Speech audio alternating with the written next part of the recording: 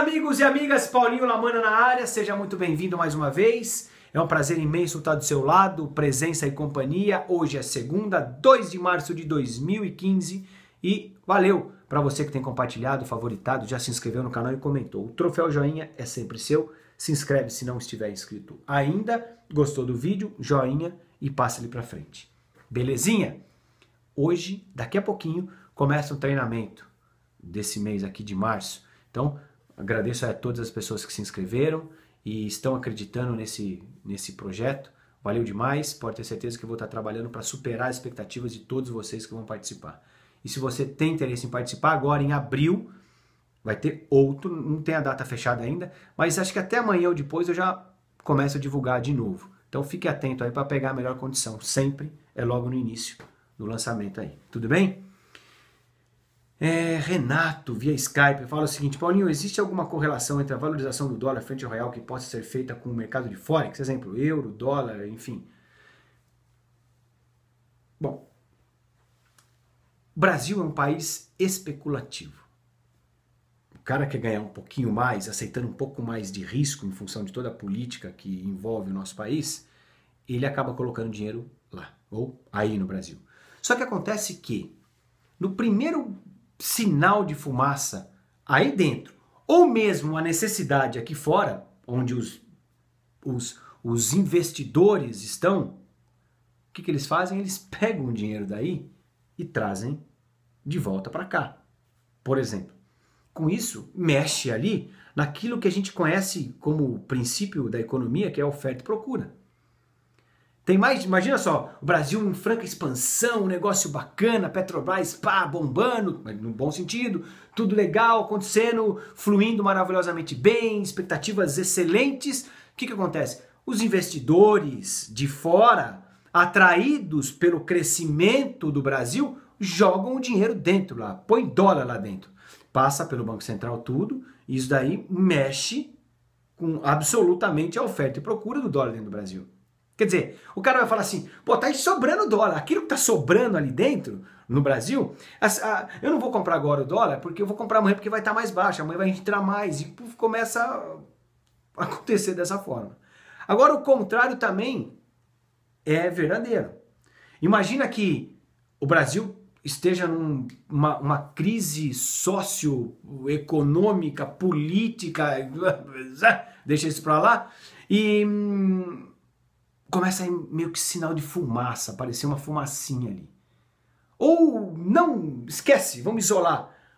Os investidores que estão aí têm algum problema e precisam liquidar algumas coisas aqui fora. O que eles vão fazer? Eles vão, teoricamente, acabar com as ações aí, porque, afinal de contas, é um país que, apesar de, no segundo cenário ideal, está em franco crescimento, mas é um país ainda que não tem aquele grau de investimento dado pelas agências de classificação de risco que nós falamos há pouco tempo atrás, né? Tão bom assim? O que eles fazem? Eles fazem, vamos pegar o dinheiro que está ali e trazer de volta para cá. Aí começa a ter uma fuga de dólar do Brasil. Isso faz com que a quantidade de circulação de dólar internamente diminua. Cai de novo naquela lei primária da economia, oferta e procura, aumenta com isso a cotação do dólar. Pouca gente tem para vender, então eu vou vender no preço que eu quero. Mais ou menos assim que a coisa funciona, tá? Então, meu amigo, tudo tá ligado. Não é só em relação a isso, mas eu entendi a sua pergunta. Ele fala, existe alguma correlação entre a valorização do dólar frente ao real que possa ser feita com o mercado de Forex? Procure pelo índice futuro do dólar, DXH5, salvo engano. Isso pode mudar, né? Tem corretora que coloca outros símbolos aí, mas procura pelo índice do dólar, tá? Que é um índice que hoje já está perto de 95,43, tá? DXH5, é isso mesmo. Procura por esse índice e você consegue ter uma ideia legal, porque isso é um índice teoricamente universal para todas as outras relações em que o dólar se encontra. Beleza, meu amigo Renato? Paulinho, boa tarde. Tenho conhecimento básico sobre mercado. O que devo operar primeiro? Índice futuro ou Forex? Renan Campos de Ribeirão Preto. Renan, não dá para te falar. Assim, são mercados semelhantes, porém parece um paradoxo isso, né? Mas eles são semelhantes, né? Mas diferentes. Quer dizer, se trabalha com mercado de renda variável também, mercado variável, especulativo. No Brasil agora tem algumas situações com alavancagem. Aqui fora, sem sombra de dúvida, você tem que se acostumar a isso. Não existe Forex, por exemplo, sem alavancagem. Não dá em função do mecanismo dele. Mas uma das principais diferenças é, por exemplo, a área de funcionamento, que é impressionante. O mercado futuro aí no Brasil, ele tem vencimento, Forex, dependendo do que você for operar, que símbolo você for operar, ele não tem vencimento, ok? Mas se a gente comparar o índice aí, você falou de índice, né? Índice futuro aí no Brasil, se você pegar o índice fora, também você vai ter o vencimento, mas são muito iguais, assim, iguais não, são muito parecidos, porém com as suas particularidades que evidentemente você tem que entender. Na minha trajetória, eu comecei com o mercado à vista, fui para o mercado futuro e depois eu conheci o Forex. Então eu comecei Bovespa, operando na Bovespa, depois para a BMF, até então eles eram separados, e depois eu vim para o mercado de Forex. Tá, okay? Eu acho que essa escola seria a ideal num primeiro momento. Mas levando em consideração de novo, todo o contexto que o nosso país está vivendo, eu acho que não seria uma má ideia você já entrar através do mercado de Forex, mas saiba exatamente o que você está fazendo. Gente, tem gente que não se preocupa em educar-se. Eu bato nessa tecla há muito tempo. Muito tempo. Não importa. Quer fazer o curso comigo? Legal, vou te atender maravilhosamente bem. Não quer fazer comigo, quer fazer com outro. Avalia se o cara realmente sabe o que está dizendo, se ele tem ali um mínimo de nexo naquilo que está falando. Vai lá, boa sorte, se não rolar com ele, vai procurar outro e assim a coisa vai indo, tá? Mas eduque-se. Sai muito mais barato você fazer a coisa do jeito certo do que se arriscar de forma aventureira. Conheço muita gente que fala, não, eu não vou pagar isso no curso do Paulo, mas de jeito nenhum. Eu pego esse dinheiro, coloco no Forex e dobro em um mês, beleza. O cara põe lá e dobra. Consegue fazer isso. Acontece, viu? Acontece. E aí ele cai na besteira de imaginar que isso vai acontecer de novo. E aí ao invés de ele dobrar, ele perde uma boa parte. Perdeu uma boa parte, ele já não tem mais aquilo que tinha no começo. E aí ele vai tentar, já sei onde errei. E vai, isso já está passando tempo. Está passando tempo. Aí ele dobra de novo, quase recupera aquilo que ele tinha colocado inicialmente. E aí ele acha que já está bom de novo e toma uma lapada no mercado e ele cai do mercado, cai fora. Aí ele fica meio zureta, ele fala, mas eu já sei aonde eu errei. Essa é a básica, né? Já sei onde eu errei. Não vou errar de novo. Pega o dinheiro de novo e põe. Puf. Quer dizer, já põe 2 vezes o que daria para começar do jeito certo. E vai, chega a quase dobrar de novo, porque tá operando errado. Isso é sinal de que tá operando errado. Aí vai tomar uma invertida e pau. Zera a conta de novo. E aí bate na porta. Numa boa, a coisa é assim que funciona. Evitem isso. Aprendam com os erros dos outros, meus amigos. Não funciona assim. Você tem que entender que muita gente já errou. E você não precisa errar dessa forma. Não precisa. Mas talvez, não sei se é o caso do meu amigo, como é que ele chama aqui? Renan. Mas talvez,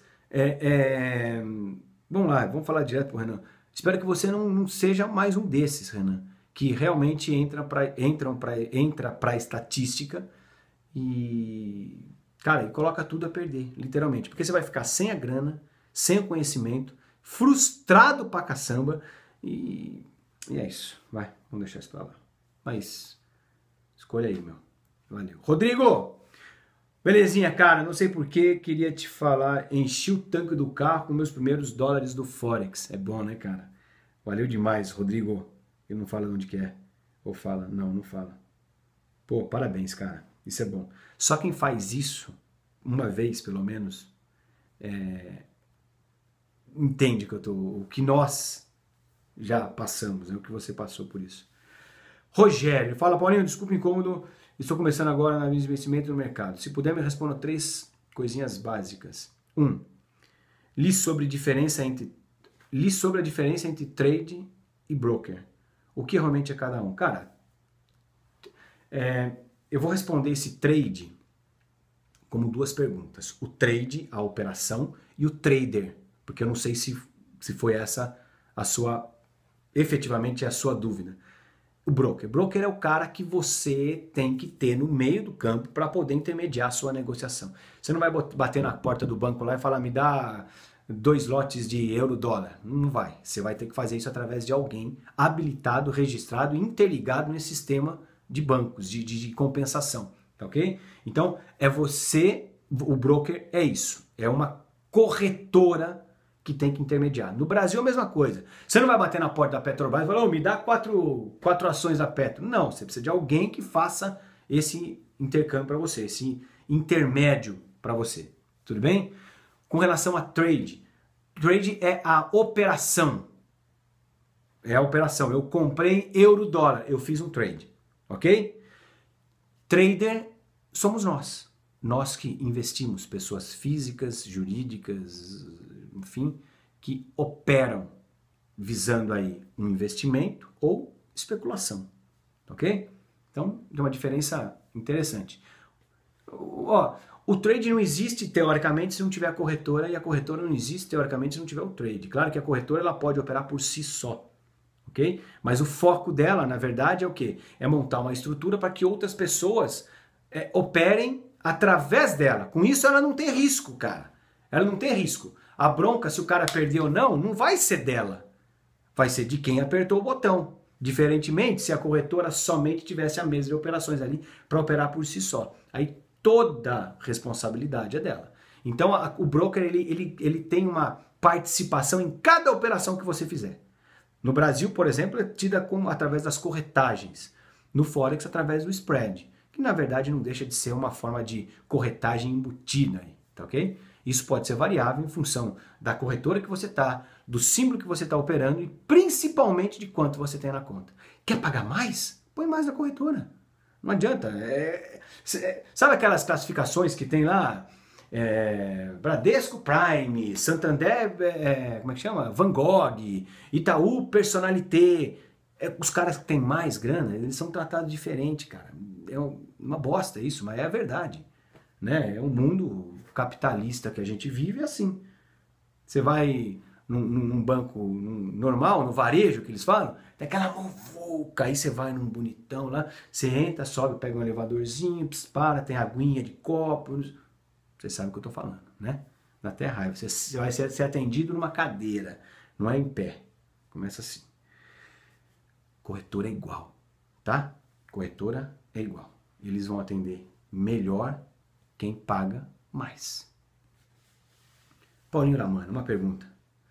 Como usar as médias móveis? Você utiliza? E se utiliza, talvez não seja só uma pergunta minha, e sim de muitas pessoas, assim como eu. Esse aqui é do Rio Branco, no Acre, Estevão Gabriel. Estevão, chama de Gabriel, vai, por causa do meu filho. Gabriel, a média móvel, ela te dá a tendência, né? Ela te dá a tendência. Então basicamente é isso. A tendência ela pode te dar suporte e resistência, ela pode te dar uma confirmação de uma entrada que teoricamente tenha sido feita lá atrás, porque as médias ela trabalham com valores passados. A propósito, qualquer indicador que você for utilizar, eles trabalham com passado. Eles pegam referências do passado, tentando ali ter um ponto mediano ou um ponto importante para a sua tomada de decisão. O indicador ele vai confirmar, ele não vai te dar entrada. Você vai ter que ter a chave na mão, abrir a porta, ver se ela está destrancada, aí o indicador fala, vai, aí você entra. Então tem outras chaves que você tem que ficar atento para que possa, de fato, abrir a porta. A média móvel é uma delas. Ela te mostra, por exemplo, eu utilizo sim as médias móveis, mas eu não utilizo como fator determinante de entrada. Não. Se eu estiver dentro e ela confirmar o meu posicionamento, eu dou uma relaxada, vamos dizer assim. De repente eu posso aumentar minha exposição, de repente eu posso alargar o meu TP, enfim, não importa. Aí vai muito de gerenciamento daquilo que eu estou esperando para aquela determinada situação. Mas não acredite que você simplesmente pegue a média móvel e pegando a média móvel, colocando ela no gráfico, você tá, beleza, agora já sei. Não é assim. Tá? Se fosse assim, qualquer indicadorzinho de média móvel que trabalha com crossover, com cruzamento entre elas, pode definir para você aí um ganho absurdo, né? A propósito, se você tiver utilizando o MetaTrader, você pode perceber que existe lá um examinador de estratégia, que é justamente aonde você consegue fazer o backtest. Você pode pegar aqueles robôs que existem aí enraizados no MetaTrader. De média móvel tem, sempre vem com média móvel, estocástico e MACD, salvo engano, alguma coisa assim. Mas o do média móvel tá lá. A hora que você pode colocar isso para rodar, você vai ver que ele vai um período e depois ele acaba quebrando a sua conta. Isso é muito natural. Por quê? Porque a média móvel ela tem que ser adaptada para cada situação real. Não adianta você pegar, ela estava conversando com quem hoje? Foi com Ulisses, você sabe? Foi com Ulisses. Foi justamente sobre isso, sobre o cruzamento das médias. Ele estava trabalhando em cima de cruzamento, ele falou, mas e agora? Quer dizer, você vai ter que adaptar a sua média móvel em função, efetivamente, do momento que está acontecendo no mercado. Hoje, de repente, você vai estar usando lá a média X, Y. Não vou falar valor porque os caras vão colocar e vão achar que isso aí vai durar. Então vamos colocar assim, tá? A média X e Y. Amanhã pode ser a Y e Z. Porque o mercado vai mudar, o tamanho dos candles muda também. E isso, o período que você vai estar analisando pode ser importante. Aliás, é importante nessa escolha. E você vai ter que customizar isso. Saca aquela história do terno do Didi Mocó? Lembra do Didi Mocó? O dos Trapalhões, que usava aquele terno que tinha uma etiqueta desse tamanho, a manga dele vinha até aqui. A galera pega simplesmente qualquer tipo de indicador e arrasta para o gráfico. Não customiza. Meu, é você chegar na porta de uma loja, uma alfaiataria, ou numa loja de terno, bater e falar, eu quero esse terno aqui, colocar e ir embora pro casamento desse jeito, meu. Não é assim que funciona. Você tem que entender do mercado para customizar isso de acordo com a realidade. Não só do mercado, mas com aquela que você está enxergando através do gráfico. Porque você pode enxergar de um jeito, usando um template, usando um período específico, enfim. Então você tem que trabalhar dessa forma, tá? Um par específico, um período, um time, é assim, vai. Falou? Saúde e paz a todos, fique com Deus, amanhã eu tô de volta. Daqui a pouco curso com vocês, hein? Valeu, tchau, vamos ver.